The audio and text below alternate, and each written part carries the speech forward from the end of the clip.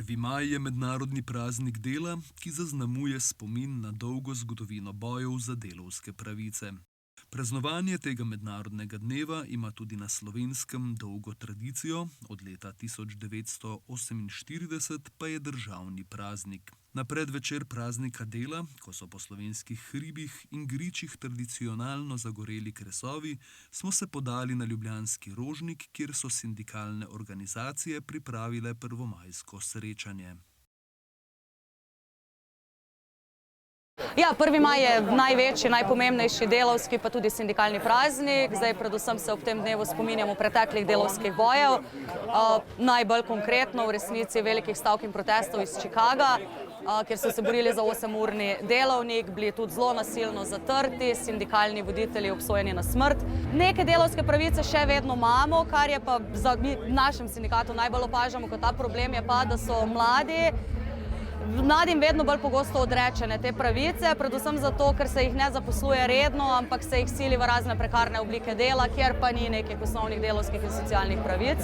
Tako da ravno zato menimo, da naš boj je še daleč od tega, da bi bil končan. Praznovanje 1. maja ni čas le za slavje, temveč tudi priložnost, da se ozremo na tiste, ki se še vedno borijo za enakopravnost in dostojanstvo na delovnem mestu. Med njimi so tudi delavke in delavci invalidi, ki se pogosto soočajo s posebnimi izzivi in ovirami pri uresničevanju svojih pravic.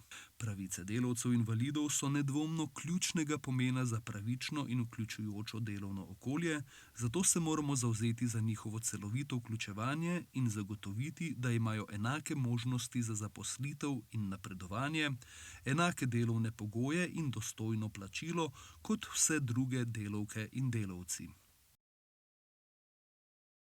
Invalidi so v bistvu po zakonu še posebej zavarovana kategorija delavcev, tako da jim pripadajo še dodatne pravice in varovalke.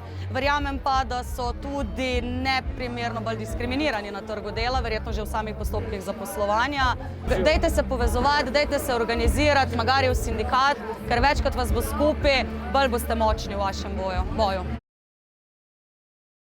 V Evropski uniji je le približno 50% invalidnih oseb zaposlenih v rednih delovnih razmerjih. Večina jih je zaposlenih prek zaposlitvene rehabilitacije, kar običajno pomeni nižje dohodke v primerjavi z drugimi zaposlenimi. Pogosto se soočajo z omejenimi možnostmi napredovanja in kljub temu, da so zaposleni, živijo v težkih življenjskih okoliščinah.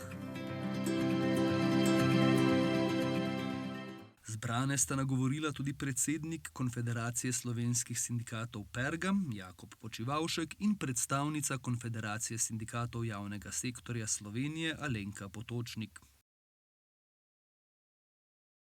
V Zvezi svobodnih sindikatov Slovenije ob letošnjem praznovanju poudarjajo pomen sindikatov oziroma sindikalnega organiziranja.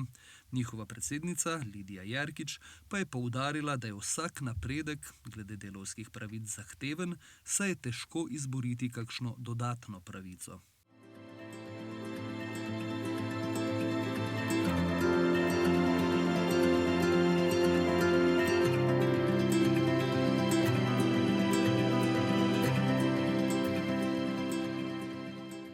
Da je kres potekal varno, so skrbeli gasilci, katerih delovnik zaradi svoje narave ne pozna dela prostih dni.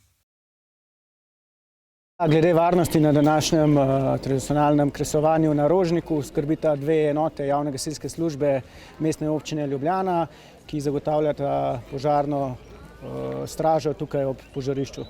Da strani organizatorja je zagotovljen prižig kresa, ki naj bi se zgodil okoli 9:30 zvečer. Mi pa smo tle do zgodnjih jutranjih ur oziroma dokler kres ne izgori.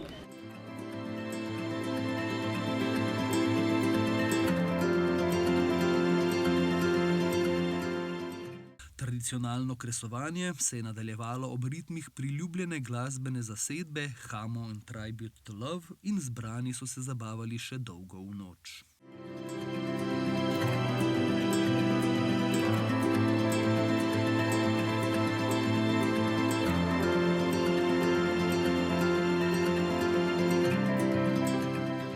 Čim več kresov, čim več piknikov, čim več spoštovanja do delovnih ljudi.